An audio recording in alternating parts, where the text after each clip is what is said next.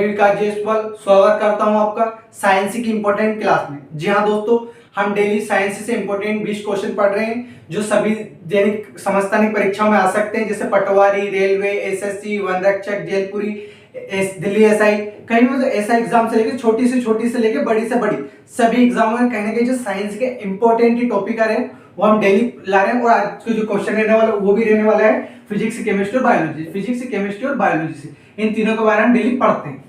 तो आज का हमारा जो पहला प्रश्न है वही है, वायुमंडलीय दाब का मापक यंत्र एवं मात्रक है। जी हाँ दोस्तों, इसमें बहुत सारे लोग कंफ्यूज होते हैं कि जो वायुमंडलीय दाब का मापक यंत्र है ना वो बैरोमीटर है। क्या है? बैरोमीटर। बहुत सारे लोग है ना ये तो सही पता है, सबको पता है वायुमंडलीय दाब का मापक, लेकिन इसकी जगह पे यह जाए ना वायुमंडलीय दाब का मात्रक है तो इसमें भी सब बैरोमीटर ही लगा देते हैं। दोस्तों ऐसा नहीं है, जो वायुमंडलीय दाब का मात्रक है ना वो बाहर है। क्या है? बाहर।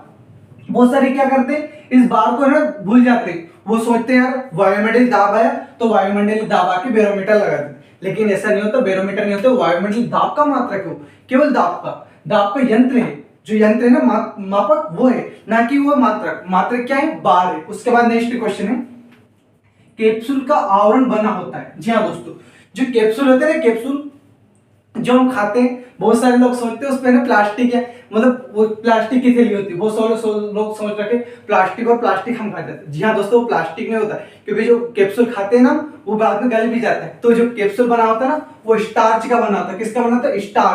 स्टार्च का बना होता है कैप्सूल, जिसे खाने के बाद वो गल जाता है। उसके बाद नेक्स्ट है, अंडे का आवरण किसका बना होता है? जी हाँ दोस्तों, जो हमारा एग होता है ना अंडा का आवरण किसका बना होता है? क्योंकि अंडे का जो बाहरी आवरण है ना वो बहुत कठोर होता है और वो पूरा सफेद रहता है, तो बोलता है कैल्शियम कार्बोनेटेड। जो कैल्शियम कार्बोनेट है ना इसका बना होता है। जो अंडे का है ना भारी आवरण ये कैल्शियम कार्बोनेट का बना होता है। बहुत सारे लोगों ने इसे कैल्शियम नहीं लगाते, वो सोचते हैं यार अंडे का भारी आवरण कैल्शियम का आंसर सकता है, उसमें कैल्शियम कार्बोनेट होता है क्योंकि वो मजबूत होता है। मानव मस्तिष्क का अध्ययन क्या कहलाता है? जो हमारा मानव मस्तिष्क है ना इसका अध्ययन किसमें किया जाता है? यह अध्ययन क्या कहलाता है? तो जो अध्ययन है ना फ्रेनोलॉजी कहलाता है। फ्रेनोलॉजी। जो मानव मस्तिष्क है ना इसके अध्ययन फ्रेनोलॉजी कहलाता है। क्या कहलाता है? फ्रेनोलॉजी। उसके बाद है, जी हाँ दोस्तों, आंसू गैस कौन सी होती है? ऐसी कौन सी गैस हो जिसे आप अगर आंखों में चली जाए तो आंसू दिन भर जब तक उसका प्रभाव घटना ना व्यक्ति रोता ही रहेगा। और इसका उपयोग करते हैं पुलिस वाले, जब दंगे प्रसाद हो जाते हैं ना तब आंसू गैस की गोली छोड़े जाते हैं ताकि जो जनता है उपद्रव ना मचाए और आंसू गैस से वो भाग जाए। तो उसमें रहता है क्लोरोएसिटोफिनोन। क्या रहता है? क्लोरोएसिटोफिनोन। जब आंसू गैस आई तो हंसने वाली गैस का नाम लीजिए हाँ दोस्तों, N2O, नाइट्रस ऑक्साइड। जो नाइट्रस ऑक्साइड होती है दोस्तों ये हंसाने वाली गैस होती है, नाइट्रस ऑक्साइड। नाइट्रस ऑक्साइड से व्यक्ति अगर एक बार सुन लेना तो दिन भर हंसता रहेगा। जी हाँ दोस्तों एक आंसू गैस होती है क्लोरोएसिटोफिनोन और एक होती है N2 नाइट्रस ऑक्साइड। अगर एक बार आपने नाइट्रस ऑक्साइड सुन लिया ना तो जब तक इसका प्रभाव खत्म नहीं होगा आप लोट लगा क्या सोगे। जी हाँ दोस्तों, उसमें व्यक्ति हंसता ही रहता है। उसके बाद है अतिचालक प्रतिरोधकता होती है। मतलब जो अतिचालक पदार्थ होते हैं उनकी प्रतिरोधकता कितनी होती है? जो हमारे अतिचालक पदार्थ होते हैं ना, अतिचालक जैसे उनकी ना प्रतिरोधकता शून्य होती है, मतलब वो प्रतिरोध नहीं झेल सकते। जो अतिचालक पदार्थ होते हैं जिनमें चालकता ज्यादा होती है उनमें ना उनकी जो प्रतिरोधकता होती है, मतलब जो प्रतिरोध करने की क्षमता होती है ना वो 0 होती है। ये बहुत बार लोग सोचते हैं अतिचालक है तो प्रतिरोधक शून्य नहीं होती, वो लगा देते अधिक होती है कम होती है, लेकिन वो कितनी होती? शून्य मतलब 0। उसके बाद डीएनए की खोज किसने की? जी हाँ दोस्तों, डीएनए क्या होता है? डीएनए से पता चलता है कि हम किसके संतान हैं। मतलब जो डीएनए होता है ना एक पीढ़ी से दूसरी पीढ़ी में चला जाता है और इसकी इकाई होती है जीन। तो जो डीएनए होता है ना इसकी खोज की थी वाटसन एवं क्रिक ने। वाटसन और क्रिक मतलब दो वैज्ञानिक थे, वाटसन और एक था क्रिक। इन दोनों ने किसकी खोज की? डीएनए की। उसके बाद आम का रासायनिक नाम क्या है? जी हाँ दोस्तों, जो हमारा मैंगो होता है ना उसका रासायनिक नाम क्या है? तो हमारा जो मैंगो है उसका रासायनिक नाम मेंजीफेरा इंडिका। Mangifera indica. जैसे हमारा ह्यूमन का नाम है होमो सेपियंस, जैसे मानव का नाम क्या है? रासायनिक होमो सेपियंस। मानव एक होमो सेपियन प्रजाति का वो है होमो सेपियंस। जो हमारा नाम है वहाँ पे सेपियंस है ना, वैसे जो हमारा आम होता है मैंगो उसका नाम है मेंजीफेरा इंडिका। मेंजीफेरा इंडिका आम का रासायनिक नाम है और हमारा है होमो सेपियंस। उसका तंबाकू में विषैला पदार्थ कौन सा है?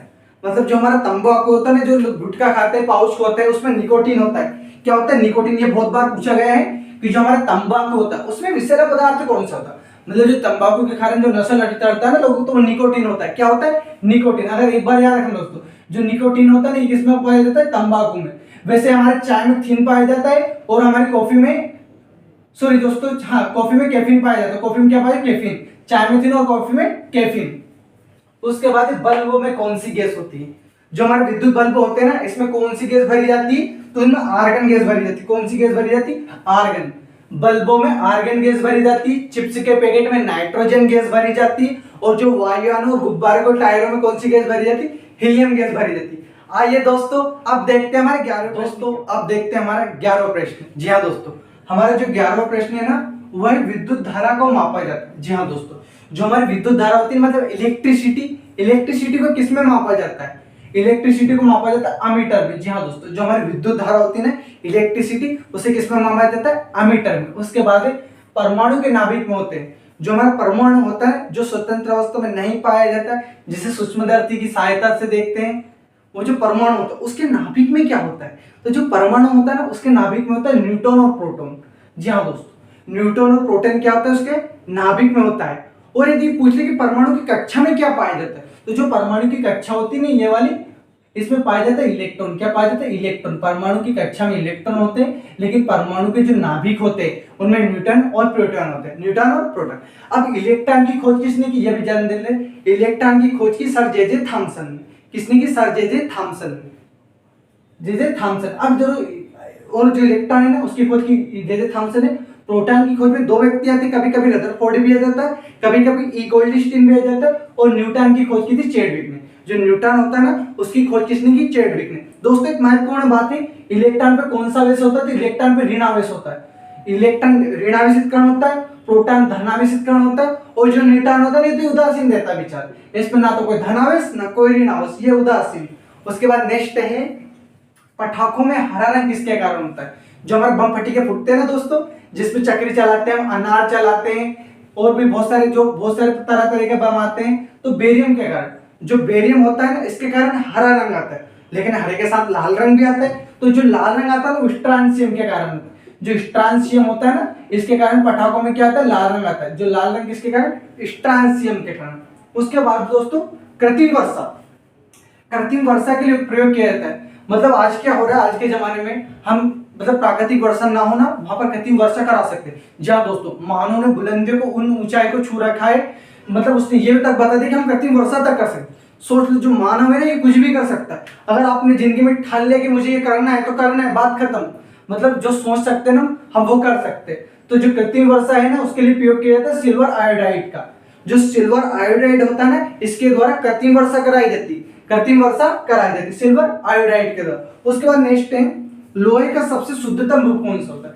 जो हमारा लोहा होता है ना, आयरन, उसका सबसे शुद्धतम रूप क्या है? तो लोहे का सबसे शुद्धतम रूप पिटवा लोहा है। जो लोहा है ना, उसका सबसे शुद्धतम रूप क्या है? पिटवा लोहा।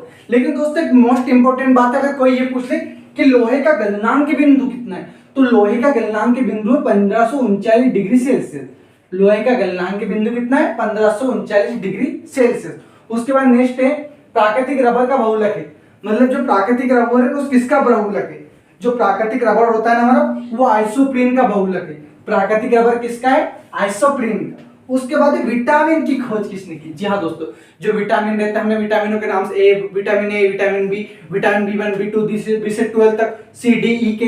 तो जो विटामिन होते हैं ना, इसकी खोज की थी फंके भाई साहब ने। किसने की थी? फंके जी ने की थी। फंके ने किसकी खोज की? विटामिन। और कौन से सन में की? 1911। सभी पूछते तो 1911 में क्या होती है? विटामिन की खोज। उसके बाद WBC का जीवन काल कितना होता है? सबसे पहले तो ये जानते हैं कि WBC क्या होती है। तो जो WBC होते हैं ना, ये होती है white blood carpals. White blood carpals, श्वेत रक्त कणिका। श्वेत रक्त कणिका। अब इनका जीवन काल कितना होता है? तो इनका जीवन काल होता है 2 से 4 दिन। अभी WBC हमारे शरीर में क्या करती है दोस्तों? तो जो WBC होती है ना, ये हमारे शरीर में ना सोल्जर्स की तरह काम करती है। मतलब सैनिक जिस तरह बॉर्डर पर रक्षा करता है ना, हमारा भारतीय सैनिक, जो भारत माता का सीना एकदम गर्व से चौड़ा कर रखा है, वैसे हमारी जो WBC होती है ना, ये हमारे शरीर की रक्षा करती है। मतलब हमारी रोग प्रतिरोधक क्षमता होती है। जो WBC है ना, ये हमारी प्रतिरक्षा तंत्र का निर्माण करती है। उसके बाद वायुमंडल में O2 पाई जाती है। जो हमारा वायुमंडल है ना, उसमें ऑक्सीजन कितने प्रतिशत पाई जाती है? जो हमारा वायुमंडल है उसमें ऑक्सीजन पाई जाती है दोस्तों 21%। कितने परसेंट? 21%। लेकिन पूछ ले मानव शरीर में ऑक्सीजन कितनी पाई जाती है, तो 65%। वायुमंडल में 21%, मानव शरीर में 65%। और यदि वो पूछ ले कि पृथ्वी में ऑक्सीजन कितना पाई जाती, तो पृथ्वी में ऑक्सीजन पाई जाती है 46.60%। वायुमंडल में 21%, शरीर में 65%, और उसके बाद जो वायु आपका होता है पृथ्वी में पाई जाती है 46.60%। इसी के साथ अलविदा दोस्तों, फिर 20 क्वेश्चन लेके आऊंगा जो कहीं ना कहीं कंपटीशन की सभी एग्जाम में आ सकते हैं। जय हिंद, जय भारत।